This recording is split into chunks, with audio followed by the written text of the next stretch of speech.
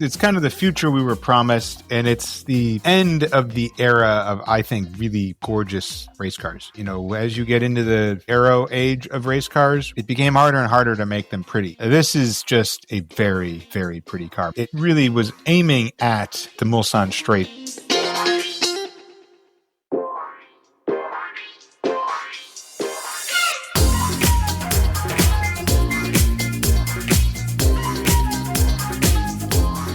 Hi, everybody. This is Horsepower Heritage.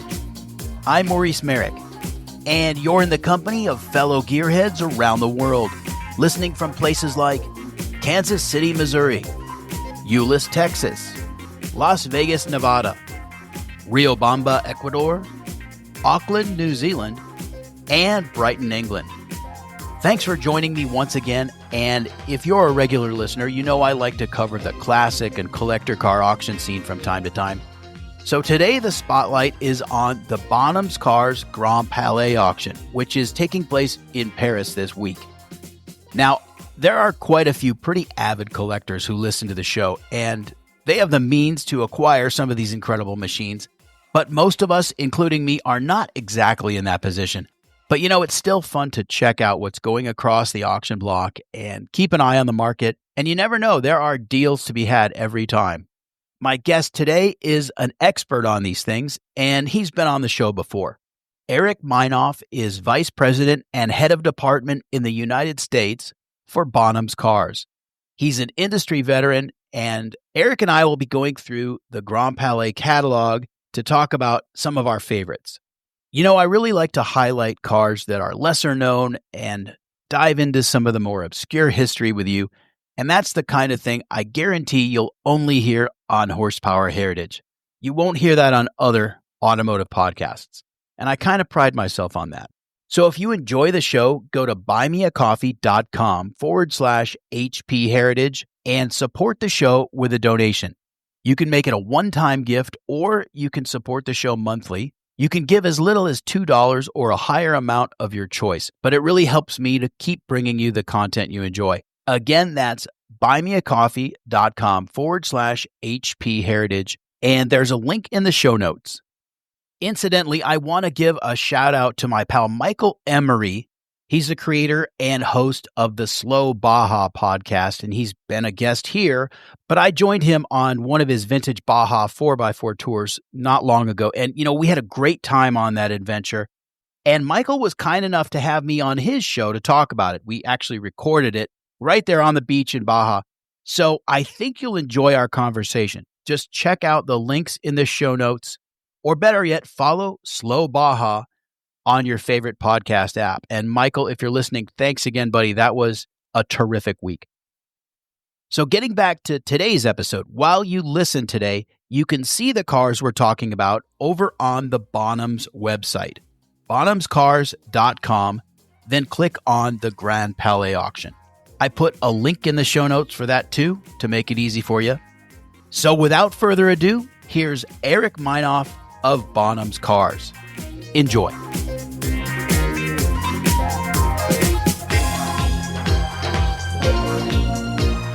So, Eric, the Grand Palais auction in Paris, concurrent with Rétromobile, which is an amazing event. I know you've been to Rétromobile.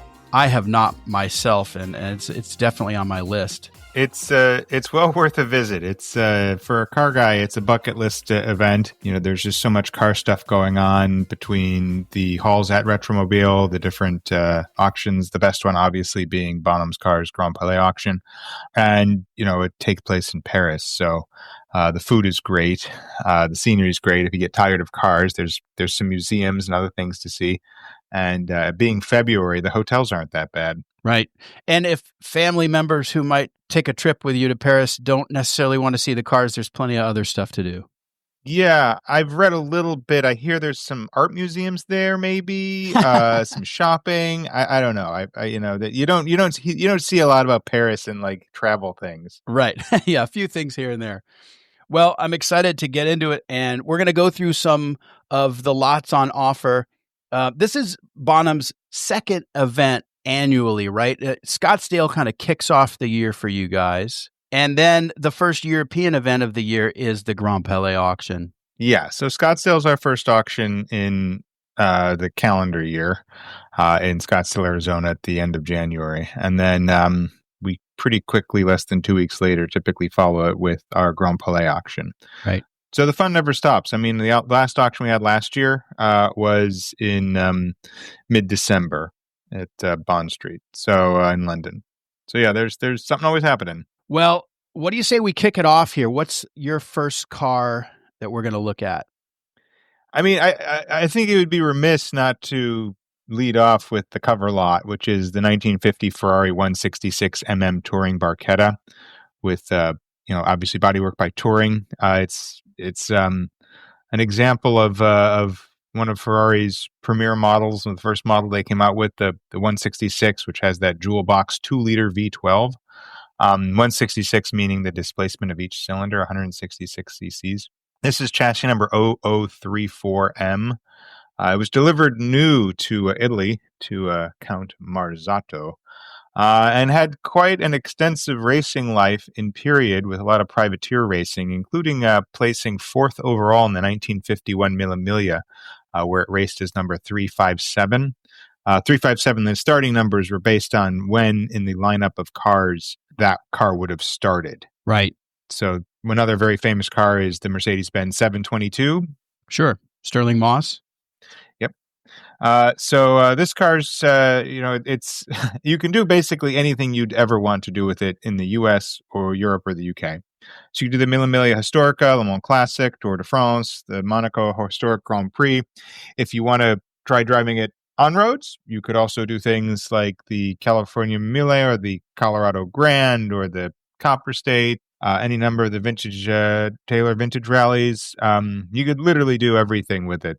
Going to the Sun, it is a phenomenal machine, and it's being offered without reserve. So, it offers the opportunity to pick up a really historic, storied car, which is a real ticket to ride. And, right now, I think these early Ferraris are phenomenal value. They're very uncommon. They didn't make a lot of them. There's a lot of wonderful things you can do with them. They're a lot of fun to drive, and price-wise, they cost about the same or less than like a Enzo or a LaFerrari, which there are a lot more of. Yeah, and you bring up a good point, because sometimes I think people don't understand why there's a particular premium for a certain era of car, and it is that event eligibility. That's really kind of what pushes the value of certain cars a little higher than others that may have been close to the era, but just not quite. In other words, their eligibility is based on the fact that they would have or did compete in these events in period. Yeah, I mean, you can look at it in a grand sense. If you look at, say, an Oldsmobile Curve Dash from 1904, that can do the London to Brighton run if it's a dated car. A dated 1904 or 3 Olds Curve Dash, that's a $50,000, $60,000, $70,000 car. Right. A 1905 Olds Curve Dash, which is functionally identical, that's a $30,000 car because it can't do that event. Now, this Ferrari, the 166 we've got here, the estimate's 4 to 6 million euros. It's sold without reserve. It did the Mille Miglia in period. That means that it cuts through a lot of the rigmarole in terms of doing an event like that, which is a very prestigious event, again, which adds value to it. I mean, any Ferrari 166, if it's a proper car, could technically qualify for the Mille Miglia as it is in the coefficient of eligible vehicles. Right. But if you're doing it with a car that ran in period, you get a distinct leg up. They're going to want the cars that ran originally to be first in line to run it again. Another cool thing about the 166 is it started to establish Ferrari's styling language. Now, that's a little bit loaded because there are all sorts of coach builders who kind of had their own spin on the Ferrari look. But if you compare it to the 125S, which is the predecessor to this car, it's a little bit homely. Now, they didn't really, that was not produced in any number. I think there were 2 of them, but the 166 is a sexy car. And I would argue that it was inspiration for other manufacturers down the line.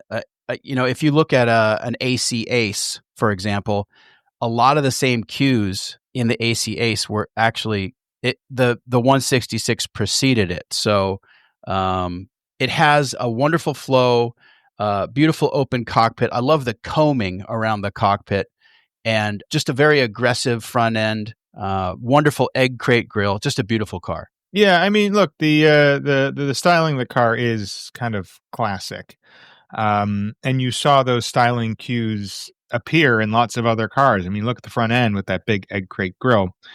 Chrysler with its Ghia-bodied GS1s had a similar sort of thing, granted on a much larger scale. Now, Ferrari at this time, and really up into the early 60s to some extent, a little bit in the 50s maybe, but mostly in the early 60s when it really kicked off. Ferrari was like a pre-war car manufacturer. You were buying the chassis and having a coach builder build the body for you. So Touring was the bodybuilder. Ferrari did not build the body on this car. Right. But there were a litany of different bodies offered by different manufacturers, including Pininfarina, which at this time would have been two words, Pininfarina. Mm-hmm. You also had Ghia, things like that. So there were a lot of different Vignale, a lot of different styles to what you would have seen. The Touring Barchetta it's really just a classic look. I mean, they built it on the 212 after this. The Peterson Museum has one that was the ex-Ford family, delivered new to the Ford family.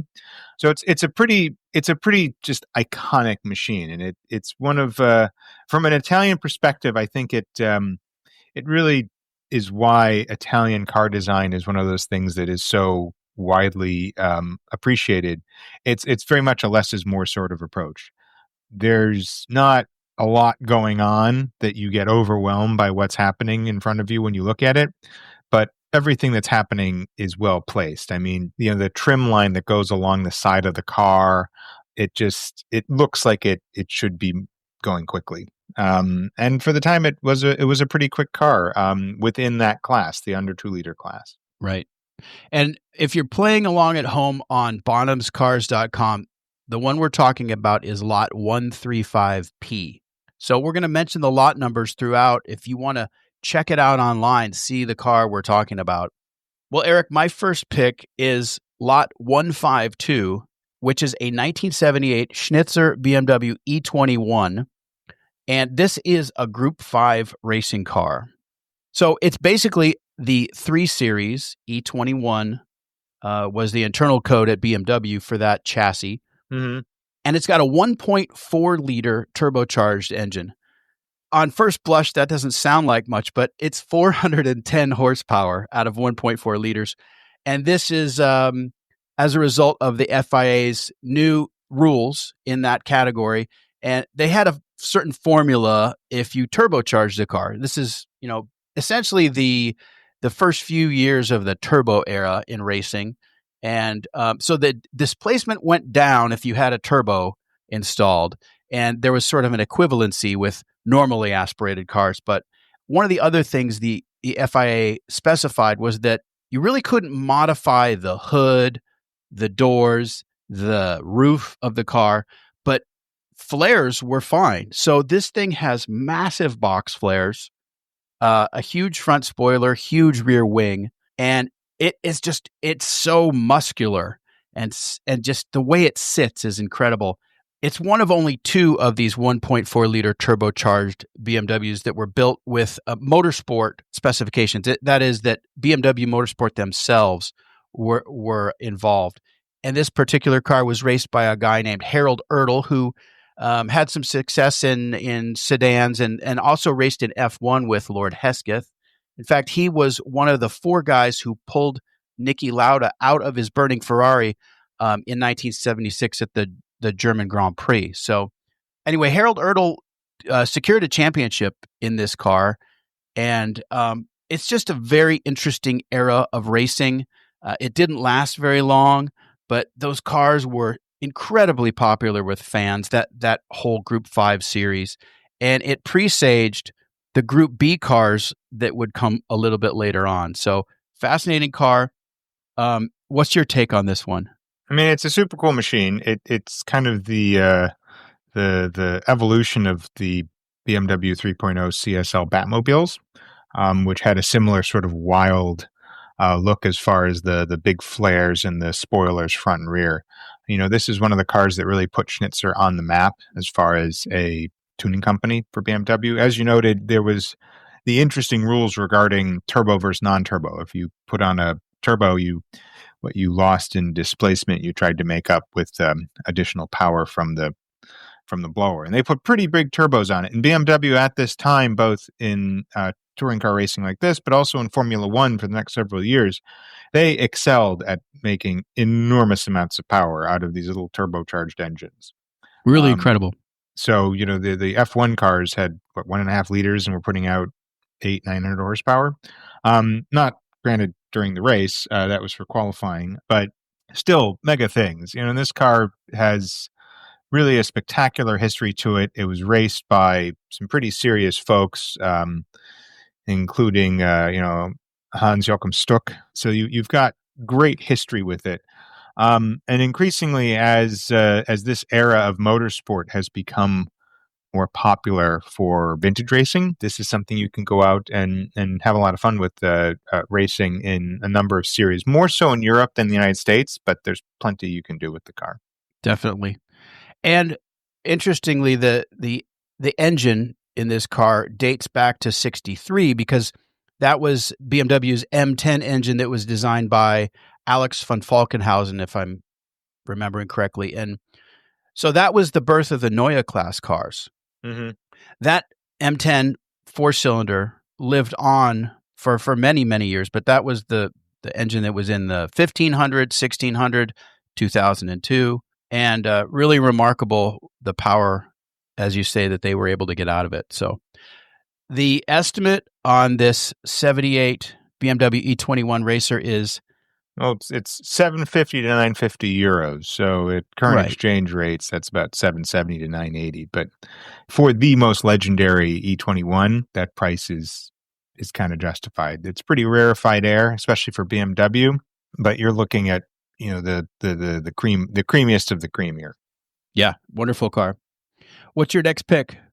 My next pick, I think one thing we have that is kind of interesting and very appropriate for the venue and for this time period in Paris when everyone's going to events like Retro are a couple of Frenchiest of French vehicles. I kind of love that how the French will answer questions that few others are asking or even thought to ask. And we've got these two really interesting race cars from French manufacturers that competed both at the 24 Hours of Le Mans.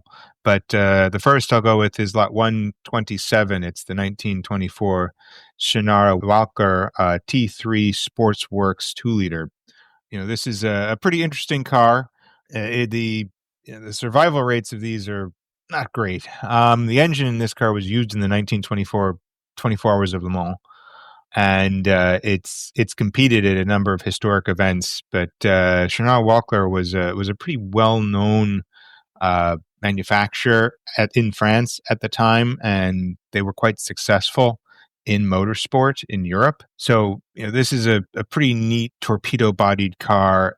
I think a lot of folks think of Bugatti as being the main French manufacturer of sports cars at the time, but you had folks like this, you had Amilcar, you had lots of other companies, Lorraine Dietrich, that were producing pretty spectacular cars. I mean, the first car to win Le Mans was a Lorraine Dietrich, another French manufacturer.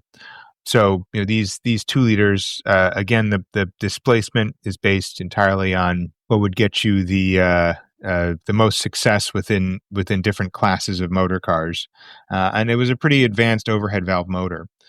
Sorry, overhead camshaft. It was a single overhead cam. So you were looking at something that was, for the time, a pretty swish thing.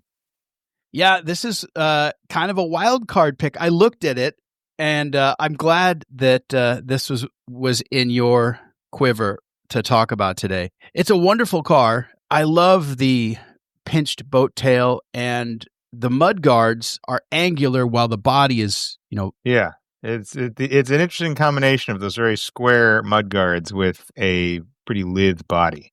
Exactly.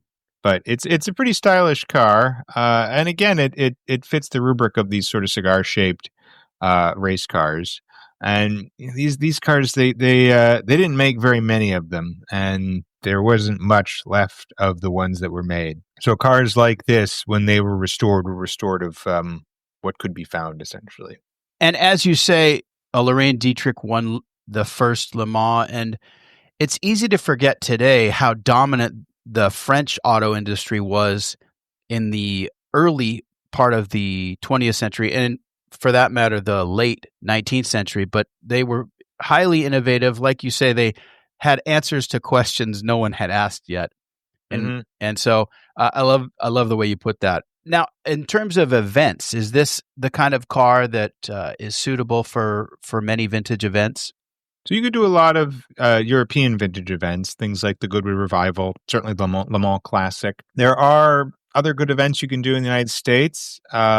You could race it in some of the pre-war classes and things like the Monterey Reunion. But right now, most of the events that would be best suited for this car are going to be in Europe, where there's honestly more enthusiasm for these smaller displacement cars. Yeah, definitely.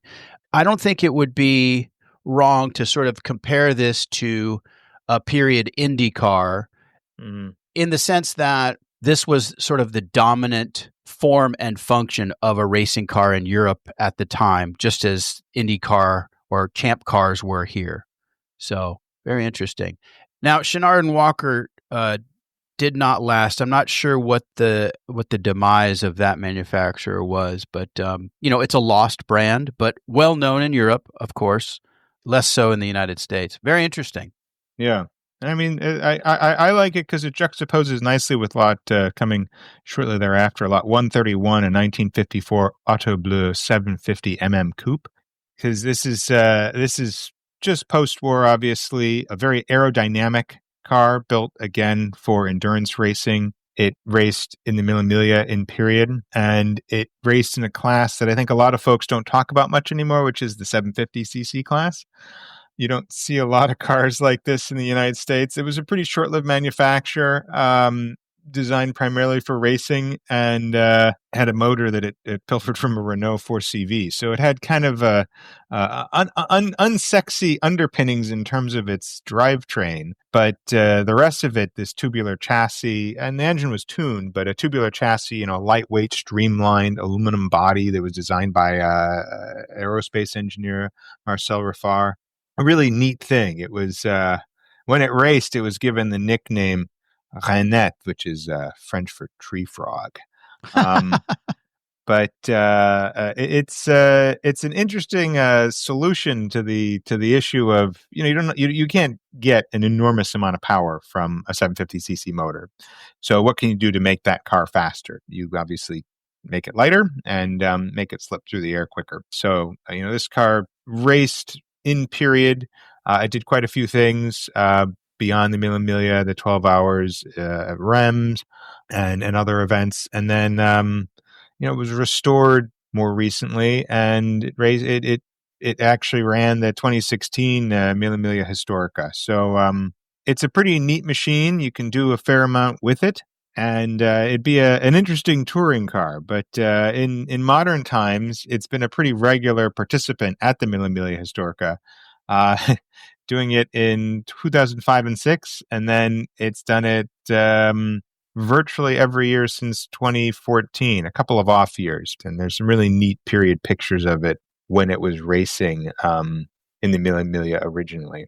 I love it when owners are really active with their cars in this way, and rather than keeping them sort of locked up in their garages and just, massaging them with diapers.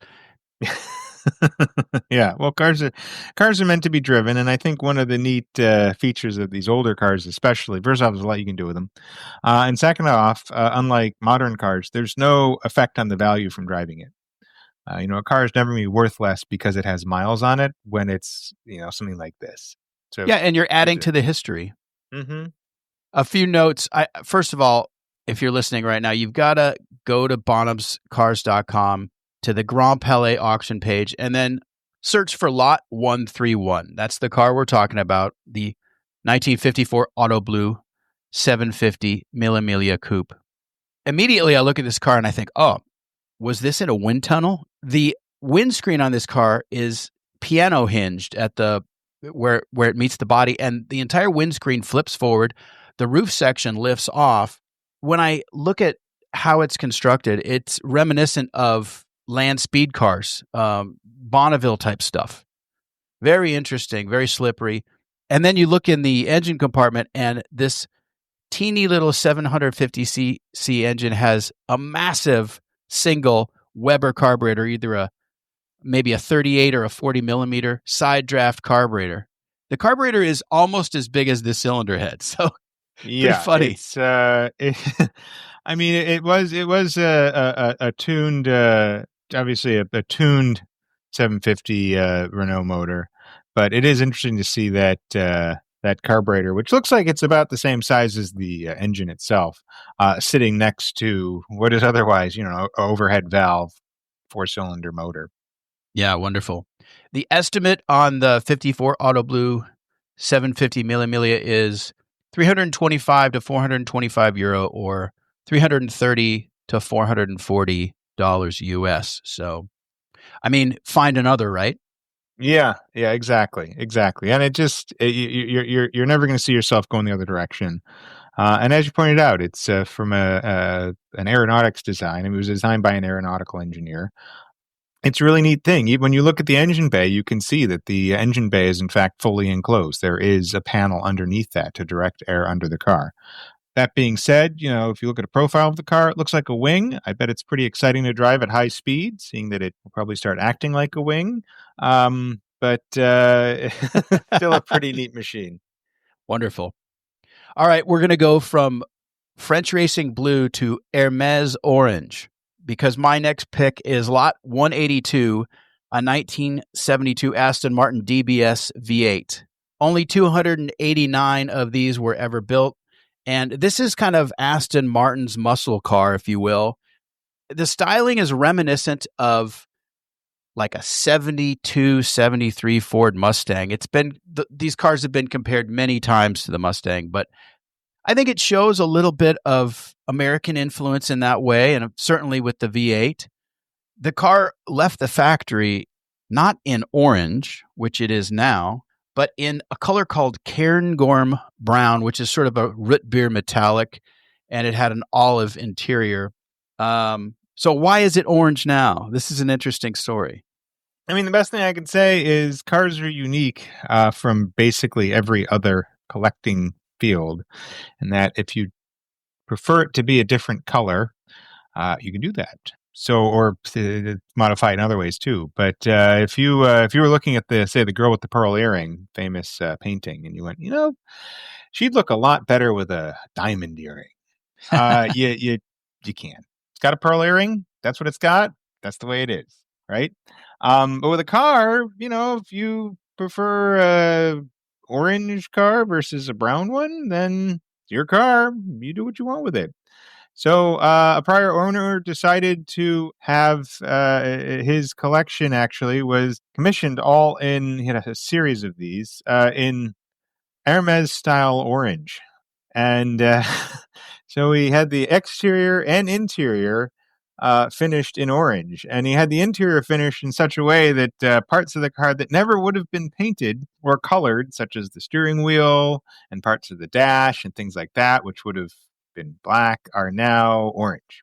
So if you are a big fan of orange, this is definitely the car for you. And you won't lose it in a parking lot, that's for sure. Definitely not.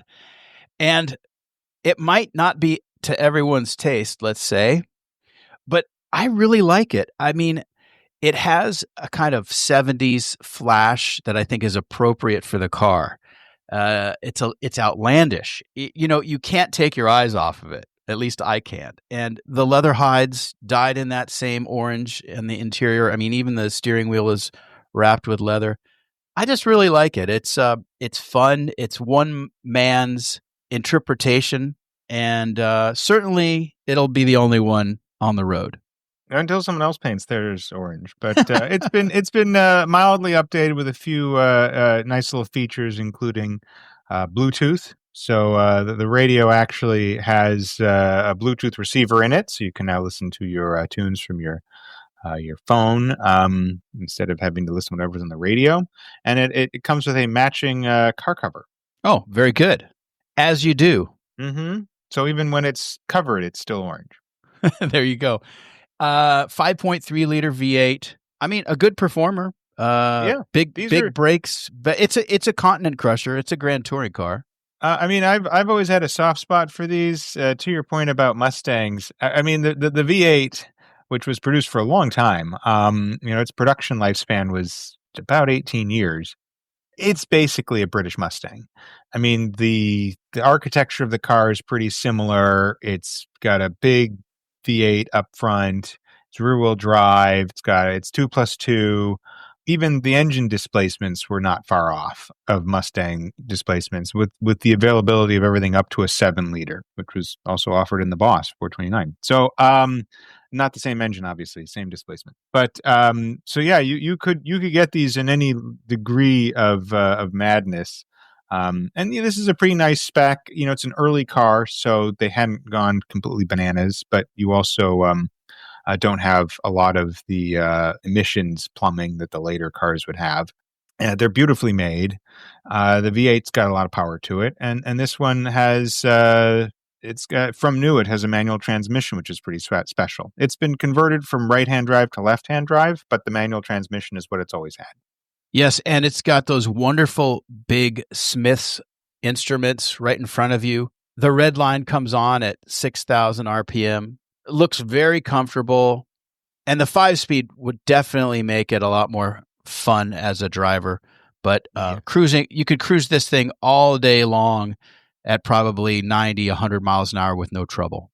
Yeah, the automatic was a Chrysler Source 3-speed, so the 5-speed ZF manual really does make a pretty big difference in the experience of use. So the estimate on the 72 Aston Martin V8, 130 to 180 euro, or 130 to 190 US. I mean, if orange is your thing, this is the car for you. If you're a fan of the of the Dutch, it's great. If you're an orange farmer, I think this car would be at home right next to some Mopar iron of similar vintage. Maybe, and similar colors in some cases. Right, purple, lime green. Yeah, there you go. All right, Eric, what's next on your list? Next on my list is a pair of cars. It's a pair of bookends, actually, which is a rare chance to sort of see the beginning and the end of a single model's development. And that is, we have a selection of great Porsches in the sale. And two that I'll point out are lots 134, which is a 1975 Porsche 930 Turbo, and 140, which is a 1989 Porsche 930 Turbo 3.3. So 75, first year of the Turbo. The 930 Turbo was a model that came out after Ferdinand Porsche's death as part of his gentleman's agreement with Mercedes, where he pioneered the supercharged cars that Mercedes ran quite successfully in motorsport, things like the SSK, and then later the 500 and 540K and stuff like that. Porsche did not add aspiration to their cars until after Ferdinand had died. So this is the first turbocharged Porsche, which obviously turbocharging became so iconic in the history of Porsche that they now apply the moniker to cars that don't have internal combustion engines or That's right. physical turbos. But so this is a 1975 first year of the model. They only made about 274 turbos in 1975. So it's a relatively uncommon machine. And it's finished in ice green, which is a really pretty spectacular color, not commonly seen on these turbos. It's in very, very nice shape with pretty low mileage on the car still. It's got a 3-liter turbo, and what's interesting about it, it's a non-intercooler example. The first 2 years of production, there were no intercoolers. So the easiest sort of dead giveaway, if you're being very lazy, is if you look at the spoiler. The spoiler has on the inside of it an indent because there is no intercooler that would necessitate that space being occupied by anything. So this is the original whale tail spoiler. It's, people like it in part because without the intercooler, the famous snap oversteer and turbo lag is even more prominent. Yeah, a little bit squirrely, and some people really like that, particularly if you are expecting it and know how to handle it. Yeah. Even if you're expecting it and know how to handle it, it still is something that, for the most part, if you lay your foot into the gas, make sure that your steering wheel is pointed straight. Ice green metallic, I think, is my most favorite color of this era. It's just wonderful in any light, and it's a very fine metallic paint. German paint at this point it just has a wonderful sheen, and it's a beautiful color. Love it. Mm-hmm. Yeah. And then on the other end of the spectrum, going to the very last of the turbo, the 930 series turbos is lot 140. And the estimate on this early car, being a very rare and beautifully presented low mileage example, is 350 to 450,000 euros, which is 360 to 460,000 dollars. But then the 89 Porsche, this is, the engine had grown by 10%. So the 75 had a 3-liter. The 89 had a 3.3 liter, slightly larger motor. It also gained, and it was the only year that this was offered, it had an extra speed. So all the other 930 turbos had a 4-speed manual. This has a 5-speed. So it's got that G50 5-speed manual that's quite famous among the G-body cars. It's a matching numbers car with no ownership history. So it's this is the apogee and the most refined version of the 930 turbo, the 911 turbo of that era, that really put this sort of thing on the map. I mean, the reason that we so appreciate the turbos that followed it is because of the success of this car. And it really set the standard for what those cars would look like with that sort of spoiler and stuff like that. Definitely. I would say this one of the two is the more understated visually.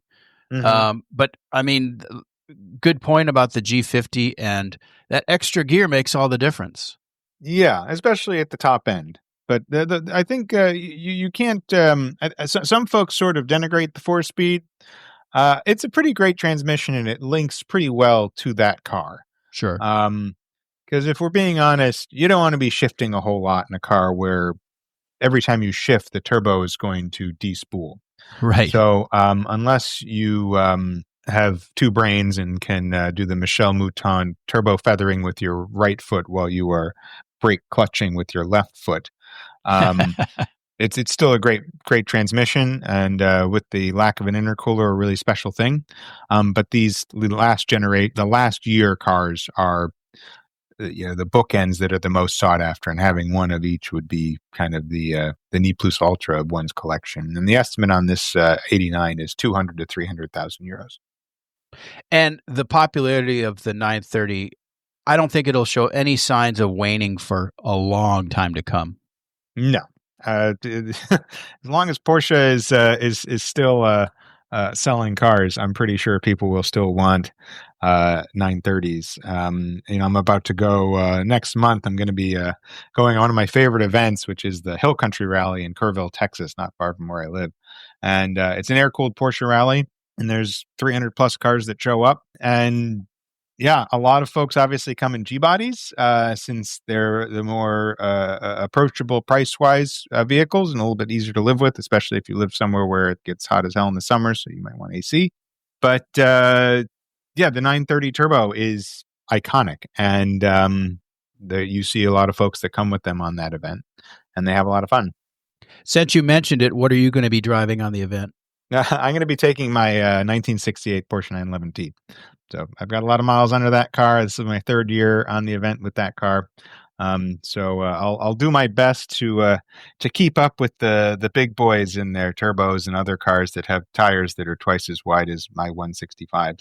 But as long as I don't have to brake, I can relatively keep up with momentum.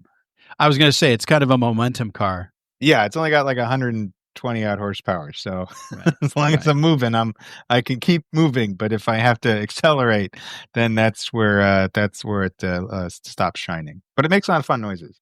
Right. And you're less likely to get in trouble. True. Knock wood. I haven't yet. Yeah, very good. All right. My next pick, Eric, is Lot 110, a 1991 Alfa Romeo Sprint Zagato. And the history on these cars are interesting. First of all, they were very polarizing. I remember when the car came out, I had my copy of Automobile Magazine and Car and Driver. And when I first saw it, I hated it. And it is a hate-love camp for the Alfa Zagato. But as I learned more about cars and my tastes sort of broadened, I came to love this thing. So I switched teams on it. But it's a wedge car. It's got composite body panels. The Italians called it Il Mostro, the monster. Yep. And curiously, it wasn't designed by Zagato. There was sort of a design competition of sorts.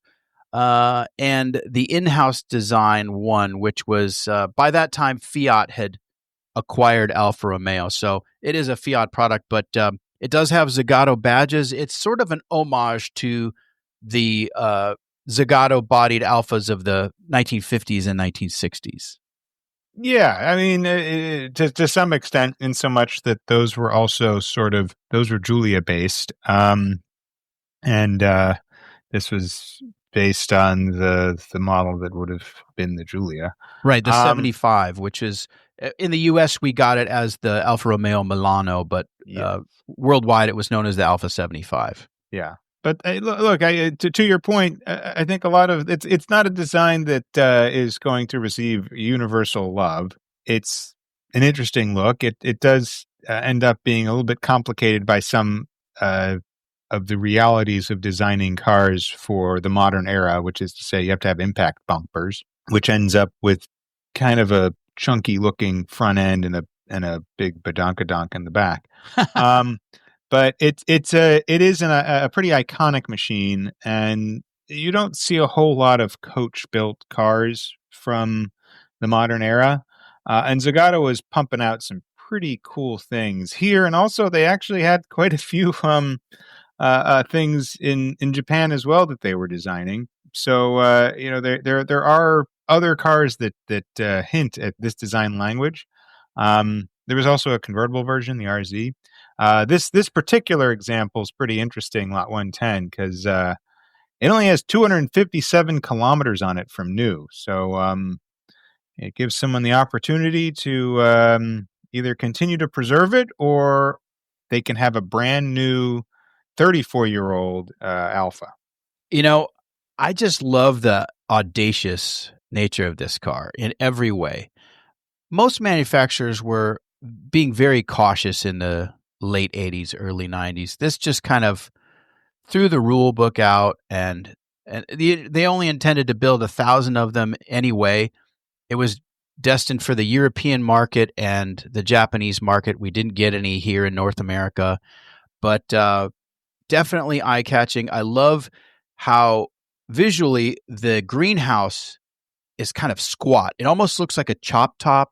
There's there's lots of glass, a huge windscreen, and it's just kind of that wonderful swooping curve of the greenhouse combined with a very angular sort of geometric body. So I think they're terrific and underappreciated, and I think destined to just increase in value if I had to guess. All of the 1991 Alfa Sprint Zagatos were finished in red. There was one that was produced with black bodywork, and that was for Andrea Zagato. I guess he had a bit of pull. A little pull. 3-liter fuel-injected, normally aspirated V6, 207 horsepower, so modest power out of this car. I love the 6 square headlamps, and this thing has, on the passenger seat, it's got a handle, and a very prominent one, I might add. And also the seat bolsters on this car are like bear hug bolsters. They really wrap around the passenger and driver. Carbon fiber on the instrument panel, kind of interesting given, it's the early 90s. Now, carbon is We see it everywhere now, but back then it was a little bit of a rarity. And a racing-derived suspension from the IMSA Alpha 75 Evo. So, good performance under the skin, not just a pretty face. Yeah. All right, the estimate on the 91 Alpha Sprint Zagato, 70,000 to 100,000 euro, or 72 to 100,000 US. So, be interesting to see where that goes. Mm-hmm. All right. So the next car I think is worth a look is it's lot 142. It's the 2005 Mercedes-Benz CLK DTM AMG 6.2-liter V8 P900 prototype. That's a mouthful. It is. Pretty neat car, though. I think a lot of folks are familiar with the CLK DTMs. They made 100 of them, 100 coupes, 100 and then 80 convertibles in 2004. And this was to celebrate the championship of the CLKs in the DTM, which is the German touring car championship in 2002 and 3. Those cars, hugely valuable and collectible machines. This is, rather than being one of 100, this is one of 4 that were built, 2 that survive, and it carried the prototype for what ended up becoming the motor for the E63 and the CLK63, the 6.3-liter naturally aspirated V8, which pumped out 510 horsepower. This particular example, it's got the punched out fenders, like on a CLK DTM, a lot of carbon fiber. The interior is totally unique. It would go well next to that Aston Martin since it is also bright orange. It is an out and out track weapon. Pretty cool thing. I think that as is popular nowadays, a lot of folks are taking these cars that were track cars at the time and homologating them for road use. This car was never sold new in the United States, nor were the CLK DTMs, but it's pretty likely you could bring it over as a race car for sure, but you could likely get it as show display if you wanted to road use it. It's got only 3,500 kilometers from new, but it's pretty uncommon that you can get your hands on a prototype, manufacturer prototype. And with the value of CLK DTMs where they are, this car is estimated at 600 to 800,000 euros, and it's one of 2 versus one of 100 that are selling for nearly that much as well. And you're absolutely right. It is a track weapon. I mean, it's got a full cage inside, but it's also fully trimmed. It looks like Alcantara interior. Yeah, it appears to be that, including the dash. I mean, it's not a development mule in so much that a lot of development mules are not designed for the luxury of the engineers that are paid to drive them. But this car, this is a pretty special thing. It also doesn't have like a regular automatic transmission. It has the same sort of transmission that the DTMs had, which is a paddle shifter. Right. Digital dashboard, so the dash is unique. It's a properly cool thing. More and more, I think the market is obsessed with the idea of value and what's going to go up. I don't see this as being something that will ever go down in value. You should still buy a car because you love it and you want it and you enjoy the use and ownership of it. But this is a car that if it's incredibly important to you that it pays you for ownership, this is high on the list.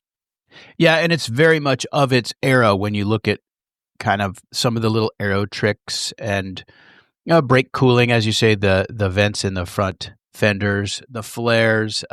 If you're an AMG fan, this is kind of where it's at. Mm-hmm. For sure. Eric, I didn't think we would be talking about 2 orange cars on this episode, but there you go. That's a rarity. Yeah. Well, I try to bring it in, but for a point of reference, the world records for just a regular CLK DTM are about the estimate of this car. And that's just a regular CLK DTM, of which there are, again, 100. This is one of 2. Right. Right. So it is a pretty significant machine. And I think from a value perspective, a pretty spectacular thing. Fantastic. All right. And that, again, is lot number 142 if you're playing along at home. Okay. My next pick, Eric, we're going to go back to Italy. Lot number 195, the 1937 Lancia Aprilia, chassis number 384515. And this is a very significant car in Lancia history. For one thing, it's the last car that Vincenzo Lancia had any involvement in, because he died suddenly of a heart attack in 1937 when this car came out. But he was alive to see it run and was very impressed with its performance. It's an aerodynamic body. This is the streamline era of the 1930s. It's a 5-seater. It has a wonderful pillarless body. So the doors, the front doors swing forward, the rear doors swing rearward. So we would call that like a suicide door type arrangement, but the car is open from there. There's no center pillar or B pillar. Also, it features a sliding pillar suspension, which Lancia had been using since, I think, 1922, and they utilized this suspension design for 30 years. But the sliding pillar it's a little bit odd, but it's a combination of like a beam axle with vertical sprung tubes at each end, and very successful for them. It also has hydraulic brakes, which is a rarity in the 1930s. Probably most characteristically, a V4 engine, hemispherical combustion chambers. The bore on these engines, the bores are staggered, and it was only 1,350 cc's, a 20-degree V4, but good for 46 horsepower, and 80 miles an hour. Not too shabby in 1938, especially with such a small displacement. Yeah, I love that you picked this car. Aprilias are one of my favorites. They're kind of the bigger brother to the Appia. They were quite successful in motorsport. They raced in the Mille Miglia and period. Some of the neat features of this car, it is monocoque. That's one of the reasons it has that open design with no B pillar. Very good point. It's, the Lancia was the first to introduce monocoque chassis design with the Lambda about 15 years earlier. So they had pioneered that, and of course, every car today is a monocoque design. It has, like you said, hydraulic brakes. It also has inboard rear brakes. Really, just a technological tour de force. What Lancia lacked it never had the money to compete against the Germans in terms of design, but it was able to make up for it because Vincenzo Lancia was such an absolute genius, and the innovation that he promoted, like the engine design, that narrow V, I think Volkswagen seemed to have stolen a lot of the thunder with the VR5 motors and the VR6 motors. Same thing. If you look under the hood of this car, it looks like it's got this teeny tiny little motor in it. But that is, in fact, a narrow angle 4-cylinder where the pistons are staggered. That allows you to mount the engine lower. It allows you to take up less space with that motor. And it created a lot of advantages that were taken advantage of in the Lambda, the Appia, and the Aprilia, and then in models into the future. These are great. I did a tour in a Riva-bodied Aprilia Roadster once with a friend of mine, and it drives like a car that was built 10 or 15 years later. Really spectacular machines. I think the sort of humble looking body does not do justice how well this car performs. It is a really fun car to drive. And for 35 to 55,000 euros, no reserve, you really can't get a more exciting thing to wheel around. It's a momentum car, but it is a lot of fun. I mean, it only weighs 880 kilograms. So depending on if you drive it before or after lunch, the performance is going to change. And, there's a case to be made here about Lancia in competition. The Aprilia was competing in hill climbs in the period. And if you think about it, it's really the ancestral lineage all the way up to the Lancia rally cars, like, for example, the Fulvia and the Stratos. So that history really begins with the Aprilia, if you want to think about it that way. Yeah. Well, I mean, even I would posit that some of the earlier models, even the Lambda, was probably the one that really put Lancia on the map. But the Aprilia, as a competitive vehicle, was very successful. And you could do the Mille Miglia and something like this. And one of the big advantages is that it's 1937. So you were going to be doing it in a car that architecturally is a post-war car. So it's going to be much more comfortable. It's going to be quicker. It's going to handle better. But you're going to be starting much, much earlier in the day. Those guys that are in the 300 SLs and stuff like that, they are starting quite late.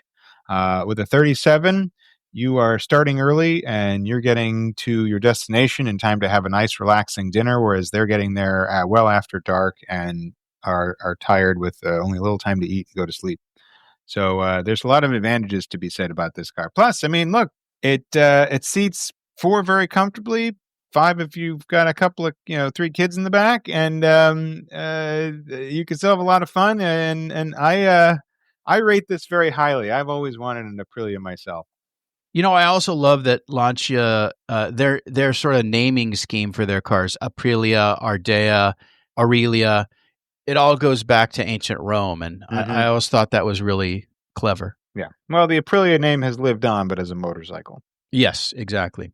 All right. Well, I just love that car. I hope it does well, and packed with advanced technology for its day. Definitely. Mm-hmm. Yeah. And that, again, was lot 195, if you want to check that out at bonhamscars.com. All right, moving right along. What do you got next for me, Eric? What do I got next? I've got some racers. If I may be so bold, 2 that are sort of similar in their tenor and not that far apart in terms of their era. But I'll start off with the Frenchest of French ones, which is it's lot 155, the 1969 Matra MS 640 continuation.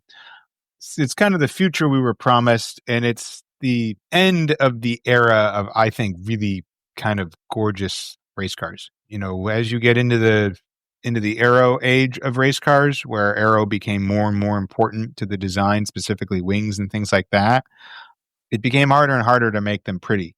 This is just a very, very pretty car. Matra, of course, one of the most legendary French motorsport manufacturers. They competed successfully in Le Mans and endurance racing and all sorts of stuff. The MS 640 was a pretty Herculean effort designed to win Le Mans. Really sleek, aerodynamic looking body. It was powered by a nearly 3-liter V12, mid-mounted with a ZF 5-speed manual, 5DS 25-stroke 1 gearbox and a limited slip differential. And it really was aiming at being as aerodynamic as possible, with the Mulsanne straight being the primary eye of this thing. Unfortunately, in testing, it suffered a fault and it crashed pretty badly. Henry Pescarolo, who was driving it, was in a very serious crash, and it nearly destroyed the car. But in the aftermath of this, the engineering advances it pioneered ended up really influencing things like the Porsche 917, which was obviously quite successful. So this car was built pretty much out of the remains of that wreckage. So it's fitted with the engine, the MS-09 engine and gearbox that was salvaged from the charred remains of chassis number 01. And using the original molds and blueprints, this car was created. So it is a continuation, but it's not a continuation of another extant car. It's a continuation of a car that no longer exists, made of as much of the remains of the original car as possible. So you could do a lot of fun stuff with this, including Le Mans Classic, which would certainly be pretty exciting to show up, and the French would very much appreciate you doing so, I'm sure. And it's been tested. So it's an exciting machine, and I love the look of it. It's 600,000 to 800,000 euros, which, if you looking on the face of it, it's not inexpensive, but compared to like a 917, it's cheap as chips, and a fun, exciting thing, and you'll be the only guy on the block with one. I think it juxtaposes nicely against Lot 172, which is a Lister Jag Nobly Centenary sports racer. This one is one of the cars built in the 90s that were based on the originals, but they were built by Lister. A pretty neat machine. I remember selling this car in 2008 at Quail and taking the pictures of it back when we only used like 10 pictures in the catalog entry as opposed to a lot more now. But this car has been vintage raced pretty much its whole life, most recently in the United States.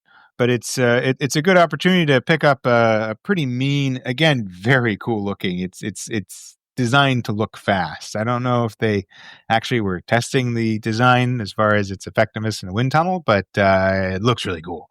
And it just has that big hump where the engine is and big fender big bumps where the wheels have to go. It looks like a mean machine. And there's plenty of events you could do here in the United States, a lot of events you can do in Europe with it. So another opportunity to have a lot of fun in a race car. Finished in American Racing white with blue Cunningham stripes. Very classic look. Yep, Cunningham colors. Yes, sir. Yep, absolutely, yeah. Lister had a brief but really impressive run. Mm-hmm, totally. With the Jag and Chevy powered cars. Really impressive machines. They were quite successful. And then later, obviously, they came out with cars with Jaguar V12 engines in them. The most famous, probably modern Lister being, stuff like the Lister Storm. And they modified a lot of XJSs too. And this car is front mid-engine, and it really is a pretty dramatic when you look at the layout of the car, how far back this engine sits. It's got a really long nose, of course, but yeah. If you look at it with the hood open, the front, that Jaguar motor, which is not a small motor, sits entirely behind the front axle. Yeah. Very interesting. And let's see, estimate on that is €325 to €425. Mm-hmm. Which is increasingly dollars nowadays. So Right. Take advantage while you can. Absolutely. All right. Eric, how many automobile lots are on offer at Grand Palais this year? Do you have that? Sure, there's 98. 98, okay. And spanning the entire automotive era, you've got some spindly little horseless carriages all the way up to that crazy AMG and even more. Mm-hmm. Yeah. We've got stuff up to the modern era. If you need a 2017 X-Rated BMW Mini John Cooper Works buggy that won the 2021 Dakar, that's there. Or if you want to run the London to Brighton run, we've got some from that era too. Very exciting. And it's not the only Dakar car we have either. We have a really? Land Rover too. Yeah. Yeah, we have this is another one I really like. It's a 1990 Range Rover X Perry Dakar with Patrick Tambay. It personally, to me, it would it'd be the winner of Cars and Coffee. It's just got the look you want with all the stickers on it and everything. I think in a lot of ways, people today are trying to emulate the look of these things with the way they're building up other cars. And there's something wonderful about one that was built this way because that's how you built them, because that's how you accomplish the goal at hand. So, the driver's seat is quite spare, and the passenger seat has all the gauges and navigational equipment in front of it because she has to keep track of everything while the other guy just makes the car go faster, slower, and turn. There you go. All right, Bonhams Cars Grand Palais auction, Le Grand Marque du Monde. Eric, tell us the dates on the auction again. Sure. So we've got preview happening starting tomorrow. So Tuesday, Wednesday, and Thursday morning. So Tuesday, Wednesday, 9 to 6 in Paris, Central European time. And then we've got preview again on Thursday the 6th, opening at 10 a.m. The auction itself starts on Thursday the 6th at noon with automobilia, 1 with motorcycles, and 2 p.m. with motor cars. You can follow along live at Bonhams Cars, all one word, BONHAMSCARS.com. And you can bid online, register, do everything online if you'd like, or you can register to bid by phone or come and see us, which is even better if you happen to be in Paris. Terrific. Eric Minoff, Vice President at Bonhams Cars. Eric, thank you for coming on the show again, my friend. Always good to see you. Always a pleasure. I look forward to seeing you soon. That's all for this episode of Horsepower Heritage. Go to buymeacoffee.com/HP Heritage to support the show and subscribe on YouTube, follow us on Instagram, and tell your friends. Help me grow the audience. Join me on Wednesday, February 19th for more of the people and stories behind the machines. So until then, I'm Maurice Merrick.